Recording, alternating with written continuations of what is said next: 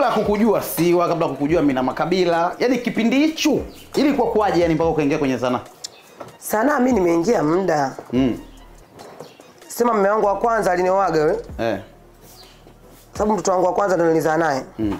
Alikuwa hataki mimi nifanye sanaa. Kwa hiyo mimi nikaisusa na mwenyewe pia nikaiachilia mbali. Basi. Nikaanza mambo mengine ya kutumikia hiyo ndoa. Nilipoanza na huyu mwanamume wangu akasema nikamwambia bwana mimi ndoto zangu hii na hiki akasema basi ufanye ndoto zako. Huyu wa sasa hivi? Huyu wa sasa hivi. Kwa hiyo kabidi ni aliniruhusu kufanya ndoto zangu basi kabidi nipambanie ndoto zangu mpaka hapa kuzifikia. Kwa hiyo tamthilia yako ya mwanzo unaenda kushoot ilikuwa inaitwaje? Au series? Yaani ya mwanzo, yani uko mwanzo. Kazi ya kwanza kabisa. Kazi ya kwanza huko. Mboni yangu. Mboni yangu ile ya wasta. Ya Sajuki. Ile nimepoteza. Upo mle? Nipo mle kama sekretari. Si ni mmoja tu sijui nimesheza